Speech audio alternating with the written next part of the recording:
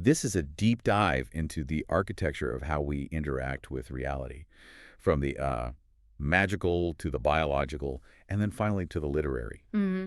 So we are going to untangle this really messy web connecting the law of attraction, the neuroscience of goal setting, Jungian coincidences, and, and why American writers have been obsessed with spiders for 300 years. That is quite the lineup. I mean, where do you even start with all that? Right. It feels like we're basically trying to build a bridge between two totally different worlds. Exactly. On one side, you have the people who, genuinely believe they can wish a Ferrari into their driveway. Yeah, the manifestation crowd. And on the other side, you have the people who think everything is just cold, random biological data, nothing more. And that's the problem we're tackling. Because we all want to control our lives, don't we? That's such a core human drive. Of course. We want to manifest money or love or that perfect job. But the conversation out there is always split right down the middle. It's either the woo-woo magic side. Or the cold, hard skepticism side. Yeah, and there's no middle ground. And the tragedy, I think, is that both sides are missing the bigger picture. The magic can lead to some really toxic delusion. We'll get into that.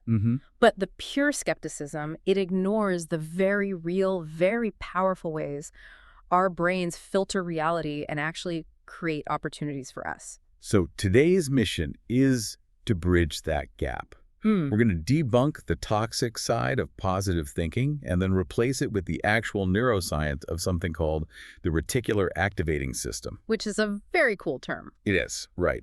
Then we're going to explore Carl Jung's theory that coincidences are actually a causal form of meaning. Meaning they don't have a direct cause and effect. Exactly. And we'll end by looking at what might be the supreme metaphor for all this connection, the spider and its web. So just a fair warning to you, the listener, before we really jump in. Yeah. This isn't just about how to get what you want. This is a much deeper question. It's about whether you and the universe are actually two different things at all. I love that framing.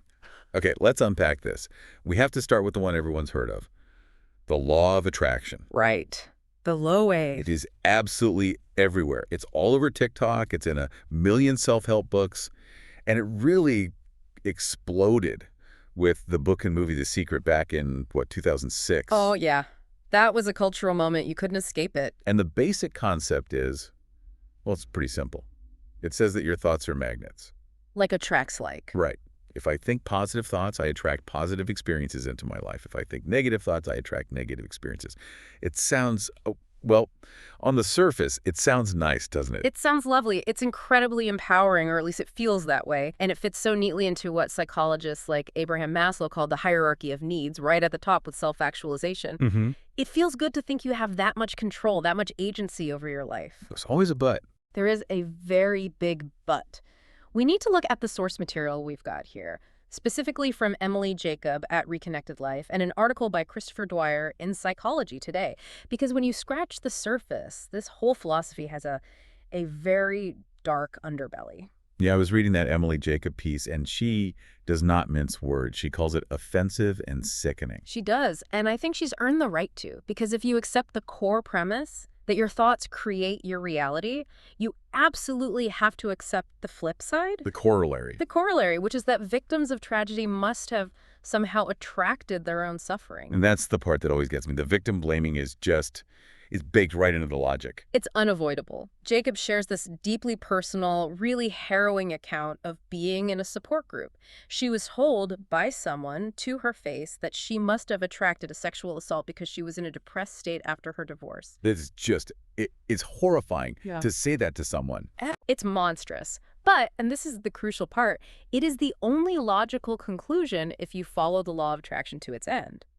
If you are the sole creator of your reality, then you are, by definition, responsible for everything. For the drunk driver who hits you, for the cancer diagnosis, for the assault. Yes, and Jacob identifies this, I think, correctly as a fantasy cult logic.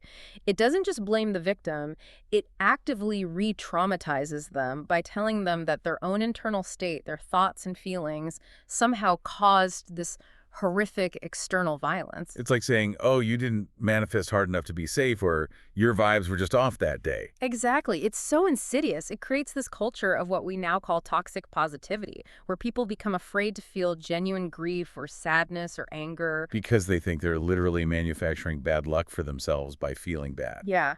You're basically putting in an order for more suffering. It's a terrible way to live. And then there's the other side of the critique, which Christopher Dwyer brings up in his Psychology Today piece. He calls it the laziness factor. Yes. This is what I like to call the vision board fallacy. I know so many people who do this. They cut out pictures of mansions and fancy cars and tape them to a board and just, I don't know, wait for the universe to deliver. It's exactly that. Dwyer gives this great, simple example of a girl who had a favorite pair of jeans that didn't fit anymore. Okay. So instead of, exercising or changing her diet, doing the actual work, she hung the jeans on the door handle outside her closet. So she would see them every single day. Right. The idea was that by focusing her intention on them, she would manifest fitting into them again. And what happened? The jeans just gathered dust. Of course they did. This is what Dwyer calls magical thinking. It's a classic misattribution of causal relationships. You start to believe the ritual of looking at the genes will cause the weight loss, rather than the hard work of creating a caloric deficit. It reminds me of that old joke about the guy who prays every day to win the lottery. And finally, a voice booms down from heaven and says, "Meet me halfway. Buy a ticket." Exactly. You have to buy the ticket. And even if you buy the ticket, this is the other hard pill to swallow, the universe is likely completely indifferent to your specific desire to win. Right. Dwyer points out that we all suffer from a massive confirmation bias. We remember the one time we were thinking of an old friend and they happened to call and we shout, aha, telepathy, manifestation. But we completely ignore the 10,000 other times we thought of them, and the phone stayed absolutely silent. We only count the hits, not the misses. So the universe isn't some cosmic concierge just waiting for our order. No. And believing that it is can actually make you less likely to achieve your goals. How so? Because you substitute the pleasant fantasy of the result for the hard, often unpleasant effort required to actually get there. Yeah. Okay, so that's the debunking. Magical manifestation is out. It's potentially toxic, it can be deeply cruel, and it promotes laziness. A pretty solid case against it, yeah. And this is where it gets really interesting for me. Why does it feel like it works sometimes? That is the million-dollar question, isn't it? Because people, smart people, swear by it. They do report results. Yeah. Something is happening. Something is absolutely happening. And this is where we pivot from the magical to the biological. This brings us to the neuroscience. And for this, we have this fantastic breakdown from a source called Ethereal Black Carrie Bradshaw, which I love because she so perfectly bridges the gap between, the manifestation girlies on TikTok and actual hard behavioral science. She makes this one crucial distinction that I think unlocks the whole thing. She says, manifestation organizes the mind. Goal setting organizes behavior. And you need both. You absolutely need both. One without the other is useless. Okay, so the mechanism for organizing the mind, then, isn't magic. It's this thing we mentioned earlier, the RAS, the reticular activating system. The RAS, yeah. It's a bundle of nerves at our brainstem, and its primary job is to filter out unnecessary information so the important stuff gets through to your conscious mind. It's the bouncer of the brain. That is the perfect analogy. Think about it. Right now, your brain is being bombarded with millions of bits of data, the feeling of your clothes on your skin, the hum of the refrigerator, the exact color of the wall. The sound of my own voice. Right, everything. If you had to consciously process all of that, you'd short-circuit in seconds. The RAS is the gatekeeper. It decides what gets your attention. So when I decide I want to buy a specific car, let's say a red Jeep, and then all of a sudden I start seeing red Jeeps everywhere. You didn't magically summon a fleet of red Jeeps into your town? Right. They were always there. But before, your RAS was filtering them out as irrelevant background noise. Now that you've set a conscious intention, I am interested in red Jeeps, your RAS has tagged that data as important and it's letting it through the filter. So manifesting is really just a fancy word for programming your own attention filter. In a very real biological sense, yes.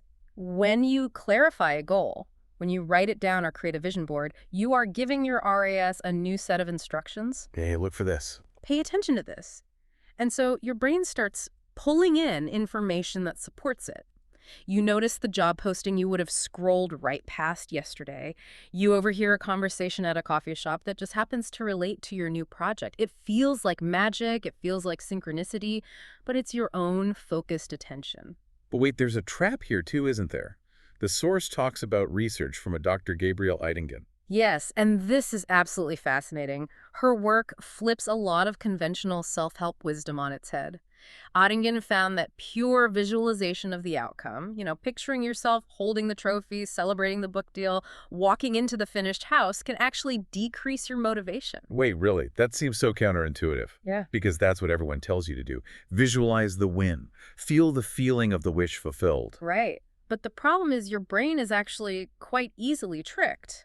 When you vividly and repeatedly visualize the success, your brain starts releasing dopamine as if you have already achieved the goal. Oh, wow. So you get the chemical reward before you do any of the work. Exactly. You get the good feeling, you feel accomplished, and your blood pressure literally drops. You relax, which is the absolute opposite of what you need to do when you're facing a difficult long-term goal. You've taken your foot off the gas Mm. because your brain thinks you already arrived at the destination. You've taken the reward up front. It's like eating dessert before dinner. It ruins your appetite for the actual meal, which is the work. So what's the fix? How do we use the RAS to our advantage without falling into this dopamine trap? This is Oettingen's big contribution. She developed a technique she calls mental contrasting. Okay. You do visualize the outcome, yes. You imagine how great it will feel to achieve the goal, but then immediately after, you pivot and you vividly visualize the main obstacle that stands in your way. Things can make it hard. The thing that's going to make it hard. So you imagine publishing the book, you feel that joy, but then you immediately imagine the fatigue and the writer's block you know you're going to face on a cold Tuesday morning in November. And what does that do neurologically? It creates a productive tension in the brain. It shows your brain both the reward and the reality of the work needed to get it. This contrast between the future you want and the present reality creates a psychological energy that spurs you to action. It makes the obstacle real, so you have to plan for it. And that's the next step. After mental contrasting, you use what psychologists call implementation intentions. This is the if-then plan. It's so simple, but it is incredibly powerful. You're not just saying, I will work out more. You're saying, if it is 7 a.m. on Monday, then I will put on my running shoes and go for a 30-minute run. You're pre-deciding. You're taking the decision-making out of the moment. You're creating a script for your future self. If my alarm goes off, then I will get out of bed, no snooze. If I feel overwhelmed by my thin box, then I will take 3 deep breaths before replying to anything. You've already planned your reaction to the obstacle. And that all connects to the idea of neuroplasticity, doesn't it? It does, perfectly. Neuroplasticity is the brain's ability to rewire itself based on experience.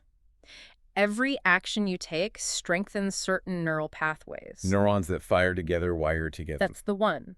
So when you repeatedly follow through on your if-then plans, you are physically changing the structure of your brain. The behavior becomes easier, more automatic. So manifestation isn't about attracting something from the outside universe. It's about literally changing the internal structure of your brain so that the necessary behavior becomes your default setting. You are turning the manifestation into your actual identity. You're not someone trying to be a writer. You are a writer because you write every day at 9 a.m. It's who you are. And there's one more piece to this puzzle mentioned in the source material: the placebo effect. Right. We often dismiss the placebo effect as fake or all in your head, Yeah, like it doesn't count. but it's a measurable, real biological response. If you believe a sugar pill will cure your headache, your brain can release its own natural painkillers like endorphins, and the headache can actually go away. So belief itself has a physical effect. Belief has a profound physical effect. So in this context, if you believe you will succeed, even if that belief is initially propped up by a woo-woo vision board, that belief changes your behavior. You become more resilient in the face of setbacks, you take more calculated risks, you persist for longer because you have an underlying faith that it will eventually work out. So belief changes your behavior, and your changed behavior is what actually changes the outcome. Correct. So, in a weird way, the law of attraction isn't a physical law, but it's a pretty good metaphor for a very real biological and psychological process. The only danger is when you mistake the metaphor for the literal physics and stop doing the work. You stop buying the ticket. Okay, this is making so much sense. I, We've moved from magic to biology. We set clear goals. We train our RAS to spot opportunities. We use if-then plans to build habits. We do the work, and we get the Ferrari. And then we live happily ever after, right? Yeah. This is where we run smack into what's known as the paradox of happiness. I knew there had to be a catch. There's always a catch. We have this really fascinating study from Carnegie Mellon University involving some big names in behavioral economics like Schooler, Ehrlich, and Lowenstein. They basically looked at what happens when you make happiness your explicit goal. When you try to maximize happiness. Yes. And what do you think they found? I'm guessing it doesn't work. It actively backfires. They found that the explicit, conscious pursuit of happiness often makes you less happy. The hedonic paradox. Exactly. It's like the Heisenberg uncertainty principle from quantum physics. Okay, you're going to have to break that one down for me. In physics, the principle states that the act of measuring a particle, like an electron, necessarily changes its position or its energy. You can't observe it without affecting it. It's the same with happiness. The act of constantly monitoring your happiness, of checking in on it, interrupts the very flow of the experience that might have made you happy in the first place. I feel this so strongly on New Year's Eve. It's like a perfect case study. That is the New Year's Eve effect. It's a real phenomenon they talk about in the literature. Right. You build it up in your head for weeks. This is going to be the best night ever. The party will be amazing. You have these incredibly high expectations for a peak experience. And then it's 11:30 p.m. and you find yourself standing in a corner checking your internal emotional temperature. Am I having the best time ever right now? Is this peak happiness? Is it happening yet? And the moment you ask that question, am I happy right now? You've killed it. You've just stepped out of the experience and into your analytical mind. You are no longer feeling. You are now judging. And the reality almost never lives up to that hyper-idealized expectation, which just leads to disappointment. Precisely. The source material calls this hedonic introspection. Hedonic introspection. I like that. It totally obscures the actual quality of the experience. The study showed that people who were told to try to maximize their happiness while listening to a beautiful piece of music actually enjoyed it less than people who were just told to listen to the music. Because they were too busy evaluating to actually be present. Yes. And what's more, individuals who report valuing happiness as a supreme ultimate goal in life often report feeling more lonely and less satisfied overall. That is so deeply counterintuitive. It really is. But the takeaway is actually quite practical. Acknowledge the goal. Sure, you want to be happy, but then take your eyes off the happiness meter. Stop checking the dashboard. And focus on the activity itself. Focus on the work, on the conversation, on the connection, on being in that state of flow. Happiness is a byproduct. It's a consequence of engagement. It's not a target you can aim at directly. So don't stare at the sun.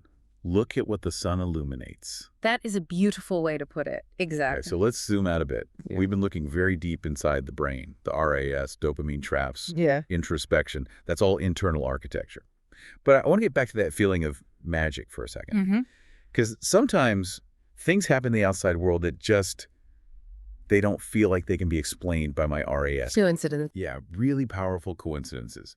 You're thinking about a specific obscure book you haven't thought about in 20 years, and then you walk past a park bench, and someone has left that exact book sitting there. Right. Your RAS didn't put the book there. Your if-then planning didn't make a stranger leave it. It just happened. So what's that? This is where we have to leave the lab and enter the slightly stranger world of the psychologist Carl Jung and his concept of synchronicity. And the subtitle of his famous work on it is a causal connecting principle. And that word, a causal, is the whole key. Jung was absolutely fascinated by the simultaneous occurrence of two events that are deeply meaningful, but have absolutely no causal connection. Causal being the normal way we think about the world. A causes B, I push the glass, so the glass falls. Right. Our whole scientific worldview is built on causality. Synchronicity is when event A and event B happen at the same time, and they share a profound meaning for the observer, but A did not cause B, and B did not cause A. So the source we have here details a really interesting statistical experiment he did involving astrology and marriage. Yes, this is a great example of how he thought. He wanted to see if certain astrological conjunctions, like the sun in one person's chart being in the same place as the moon in their spouse's chart, appeared more frequently in the horoscopes of married couples than random chance would predict. He was trying to prove astrology with math. Essentially, yes. He was testing this ancient idea with modern statistics. And the truly weird thing is, the initial results showed a massive correlation. It worked. At first, it looked like it worked spectacularly. The numbers far exceeded the laws of probability. It looked like he had found definitive proof. I'm sensing a but. The but is that as he and his team got more and more data, as they increased the sample size from a couple hundred to many hundreds, the amazing correlation started to fade. It regressed to the mean, it melted away into statistical noise, it disappeared. So any normal scientist would say, okay, it was just a fluke, a statistical anomaly, case closed. Any other scientist would have thrown the data out. But Jung had this incredible insight. He realized that the failure of the experiment was actually the point. The chance results at the beginning were, in themselves, a manifestation of the meaning and excitement the researchers were bringing to the project. For Jung, the exceptions were more important than the statistical rule. Wait, I'm not sure I follow that. Say that again? Jung argued that our Western science is obsessed with causality and with results that can be repeated over and over again. If I mix these two chemicals, they have to explode every single time for it to be a scientific law. Right. Replicability. But he said reality also includes these unique one-off events that are just saturated with meaning, and these can't be replicated in a lab. He called this the acausal principle. So the fact that the astrological numbers lined up precisely when they were most excited about it and most invested in the meaning, that was the real synchronicity. That was the synchronicity. The meaning itself seemed to organize the random data for a short time. The source also mentions the ESP experiments done by J.B. Rhine at Duke University. Rhine consistently found that emotional affect and genuine interest increased the number of hits in his telepathy and clairvoyance tests. And boredom killed the results. Boredom and skepticism absolutely killed results. It's as if the universe or reality or whatever you want to call it responds to interest, to our psychic energy, to meaning. And Jung connected this idea to the Chinese concept of the Tao. Yes, the Tao, often translated as the way. He said that in Western thinking, our holy trinity is space, time, and causality. That's how we build our model of the world. Jung argued that to have a complete picture, we must add a fourth principle, synchronicity or meaning. And he uses the analogy of the wheel from the Tao Te Ching, right? Yes, it's a beautiful analogy. A wheel is made of a rim and spokes, but it is the empty space in the middle, the hub, that makes the wheel useful. We in the West are obsessed with the spokes, the hard matter, the cause and effect. But the Tao is the empty space. It's the nothingness that holds the whole structure together and gives it meaning and function. So Western thinking is linear. A causes B. But Eastern, or Taoist thinking, is more about patterns. A and B happen together as part of a total picture. Precisely. If you look at an intricate Persian rug, you don't say the red thread caused the blue thread to be next to it. No, they're just woven together. They're part of the same design. They are part of the same design. Jung is suggesting that our lives are like that rug. Your inner thought, I wonder about that old book, and the outer event, there's the book on a bench, are just two threads that happen to be next to each other in the grand pattern. They are causally connected by meaning. Which implies that the inner world of my thoughts and the outer world of events, they aren't actually separate, walled-off things. And that leads us directly and perfectly to the next stage of this journey, non-dualism. Part 5, the ultimate connection. Because if synchronicity is the observation that the inner and outer worlds interact in meaningful ways, non-dualism is the radical realization that they were never two different things to begin with. Non-dualism. The source we're looking at says the word itself comes from Sanskrit. Yes, the word is Advaita, and it literally translates to not two. The Buddhist term is Advaya, which also means not two. That's interesting. Why not two? Why not just call it oneness? That's a great question, and it's a very subtle but important philosophical point. To say one implies a category. It implies a one as opposed to many. Not two is a negation. It's simply pointing out that the separation you think is there isn't. It's dissolving a boundary, not creating a new concept. Okay, so the core idea here is that the separation between the subject, me, the thinker, the observer, and the object, the world, the microphone, the listener, is fundamentally an illusion. Yes, it's a conceptual construct created by our minds. In the Hindu school of Advaita Vedanta, they say that only Brahman, the single unified ultimate reality, is real. The world of multiplicity of separate things and people is Maya. It's a kind of illusion or a conceptual dream. And Buddhism has a similar take on this. A very similar take, just with different language. The Madhyamaka and Yogacara schools of Mahayana Buddhism teach that nirvana, which is liberation and enlightenment, and samsara, which is the everyday world of suffering and rebirth, are not two different places. So you don't go from samsara to nirvana. No. They are simply two different perspectives on the exact same reality. It's like looking at a glass of water. You can see it as H or O molecules, or you can see it as a refreshing drink. It's the same reality, just a different level of perception. This is called the middle way. And Taoism fits in here as well with the concept of yin and yang. Absolutely.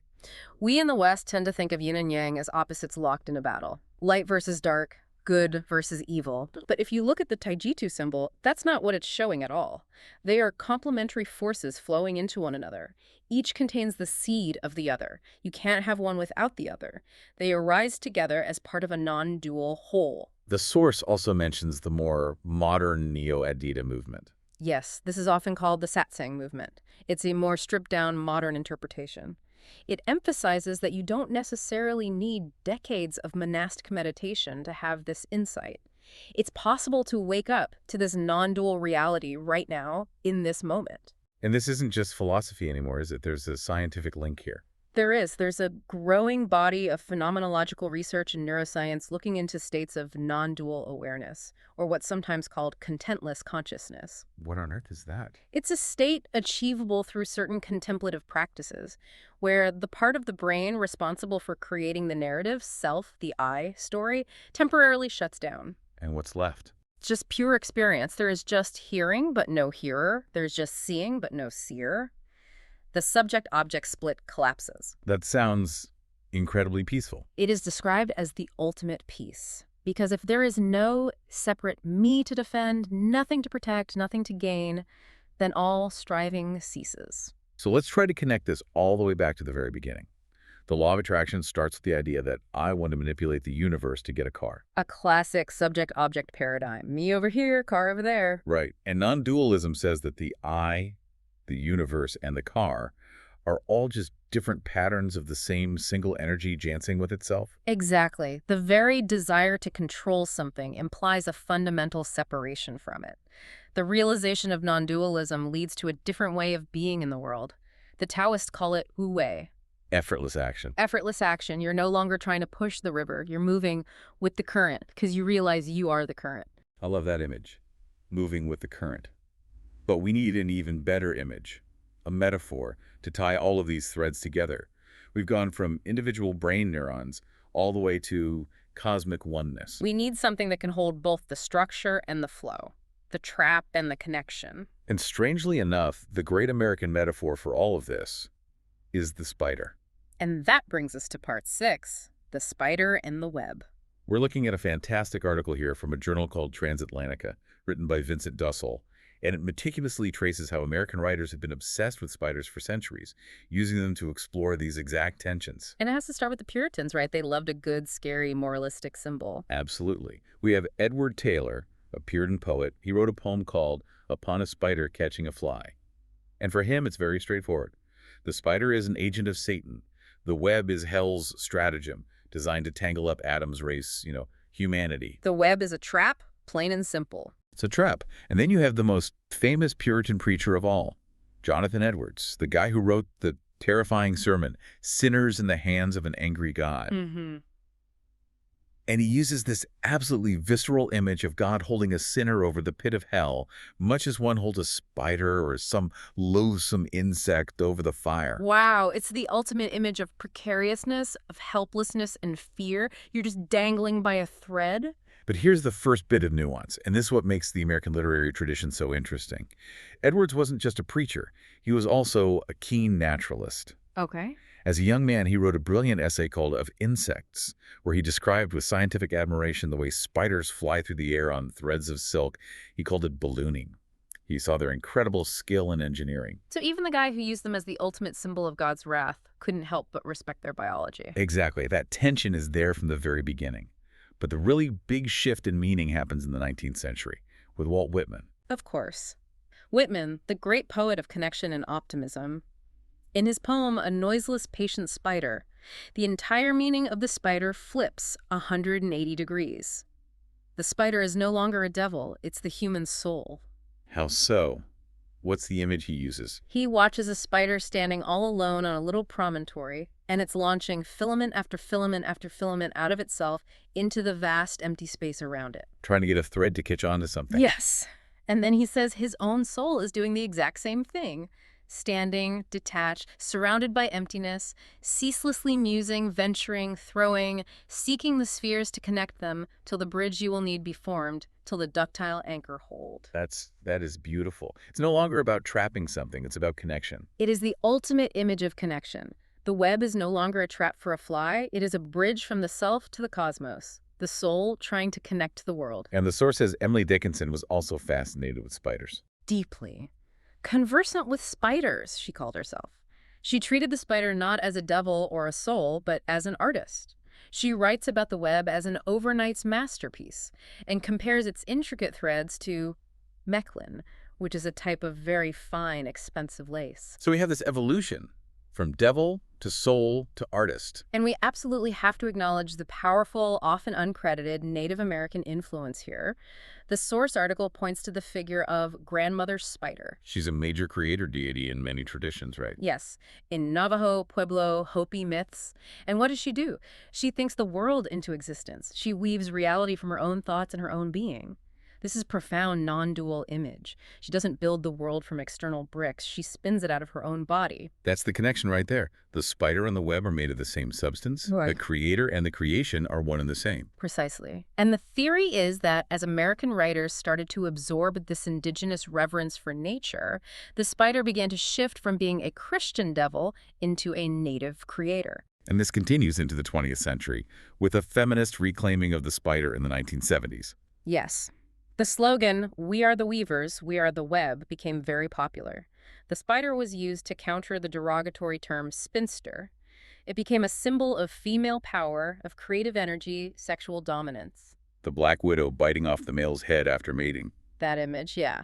And also political connection, weaving a web to tangle up the war machine.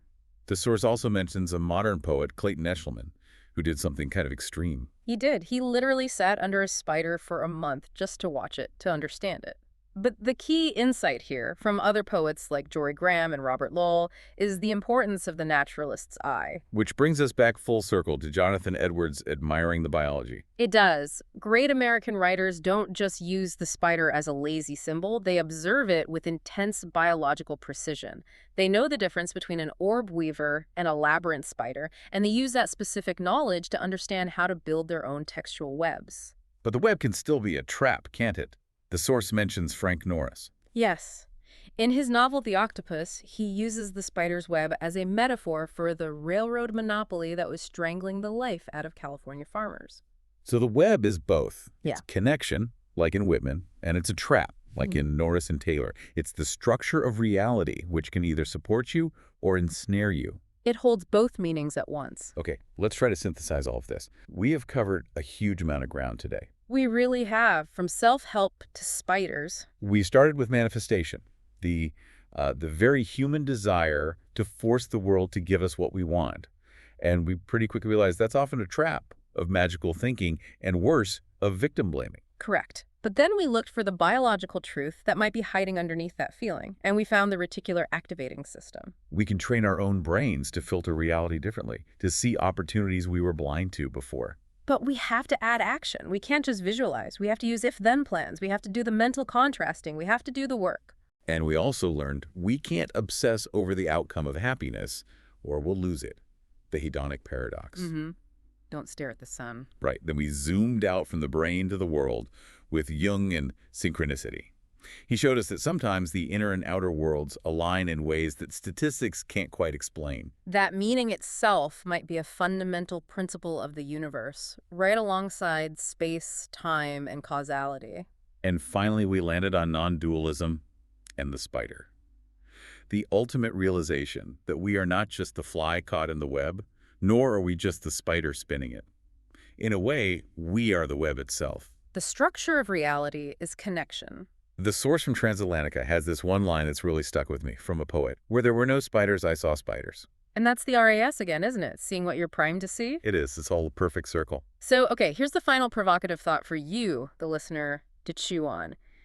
We've kind of debunked the magic, but in doing so, I think we've saved the mystery. How do you mean? Well, if the law of attraction is really just your reticular activating system showing you what you've told it you want to see, and if synchronicity is really just your pattern-seeking brain assigning deep meaning to random chance, does that make it any less real? Ooh, that's a good question. Or is the human act of assigning meaning the most powerful and real force there is? Is that the only reality that actually matters? Because the external facts might be the same, but the experience is totally different. Completely. If you see the spider web of life as a trap, you will live in fear and feel ensnared. If you see it as a bridge, you will live in a world of connection and possibility. The biology is the same, the physics might be the same. The only variable is you. That's heavy, but it's also incredibly empowering. It puts the responsibility back on us, but not in that toxic, you attracted your own trauma way. It's in the you create your experience of the world way. So let's make this practical. What should the listener actually do with all this? Okay, step 1. Stop trying to manifest from the couch. It doesn't work. The magical thinking part is out. Step 2.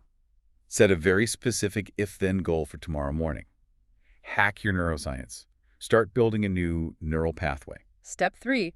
Don't check your happiness temperature every 5 minutes. Pick an activity and just immerse yourself in it. Let happiness be a surprise visitor, not a hostage. And step 4. Keep your eyes open. Yeah. Look for the white ants. Look for the coincidences. Not because they're magic messages from a cosmic concierge, but because they are the shimmering threads of the very web you are weaving every single moment. Go spin your web. Thanks for diving deep with us. See you next time.